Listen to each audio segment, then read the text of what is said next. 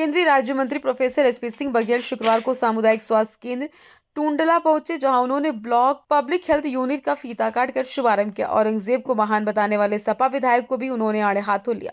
सपा विधायक अबू आजमी के द्वारा औरंगजेब को महान बताने के सवाल पर उन्होंने कहा, वो एक ऐसा चश्मा पहने हुए हैं जिसमें मुसलमानों के सिवाय कोई नजर नहीं आता। आज टूंडला सीएचसी पे आप आए हैं, उद्घाटन किया, किस तरह का कार्यक्रम था यहाँ पे? बहुत पहली बात तो मैं प्रशासन का धन्यवाद देना चाहूँगा कि मैं यहाँ आया हूँ और इसी इलाके से 3 बार जलेसर कायम की और 1 बार एमएलए होते हुए मंत्री रहा हूँ।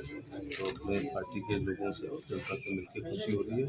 दूसरी बात, प्रधानमंत्री जी का धन्यवाद देना चाहूँगा कि नेशनल हेल्थ मिशन के तहत आयुष्मान योजना में यहाँ पर एक ब्लॉक जो पैथोलॉजी का है, आजकल नब्ज देख करके कोई भी डॉक्टर प्रिस्क्रिप्शन नहीं देता है, चाहे वो एमएस हो या एमडी हो। वो पैथोलॉजिकल टेस्ट कराते हैं। बाजार में पैथोलॉजिकल टेस्ट बहुत महंगे हैं, इसलिए यहाँ सीएससी पर ये पैथोलॉजी का उद्घाटन हुआ और लगभग हर प्रकार के, बहुत कोई रेयर है उसको छोड़ के लिपिड प्रोफाइल वगैरह सब यहाँ पर होगा।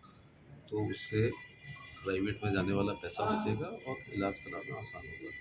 मैं आपकी चैनल्स के माध्यम से टूंडला और उसके आसपास की जनता से अनुरोध करना चाहूँगा कि जब भी वो अपन तो सर्वे भवन्तु सुखना, तो वो हो नहीं पा रहा है, अब काफ़ी भवन्तु दुखना हो रहे हैं। तो वो लोग आ करके हमारे सरकारी एसएन मेडिकल कॉलेज हो, फैजाबाद का मेडिकल कॉलेज हो, जिला अस्पताल हो, उनमें नरेंद्र मोदी जी ने इतना बजट दिया है जिसकी वजह से वो बहुत मॉडर्न पैथोलॉजी हो गई है।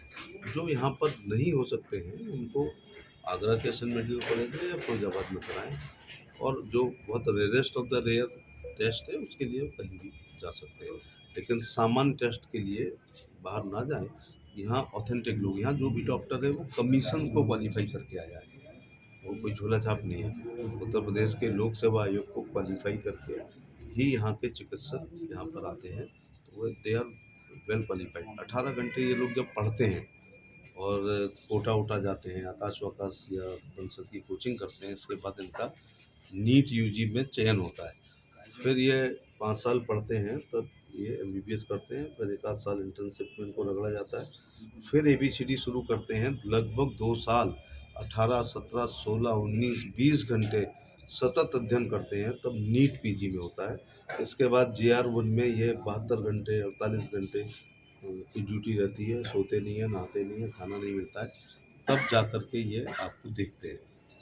तो आप समझ लीजिएगा कि एक चिकित्सक कितने साल की शिक्षा के बाद मरीज को देखता है। तो इसलिए जो एमबीबीएस हैं, नीट यूजी पीजी हैं, उन पर विश्वास करें। मंत्री जी, सपा और विधायक उनके इलाज पर प्रधान, पूर्व प्रधान, कोई भी आदमी अस्पतालों की तोड़ाफाड़ी ना करे, क्योंकि वो वेल क्वालिफाइड लोग हैं। किन्हीं कारणों से मृत्यु होती है, लेकिन इसमें डॉक्टर की लापरवाही नहीं होती है। हाल ही में मंत्री जी, सपा विधायक अबू आजमी ने जो है औरंगजेब को महान बताया है, कैसे देखते हैं आप? वो एक ऐसा चश्मा पहने हुए हैं जिसमें उनमें उनको मुसलमानों के अलावा कोई दिखाई नहीं पड़ता है। और औरंगजेब को अगर वो महान कहते हैं तो फिर घटिया शब्द किसके लिए इस्तेमाल होगा? औरंगजेब कट्टर सुन्नी था, कट्टर मुसलमानों के लिए वो अच्छा है कि वो अपनी टोपी अपने हाथ से बनाता था, सुबह बाजार में बिकती थी, उसके पैसे से वैलिड इनकम से खाना खाता था, वो दूसरा पक्ष है।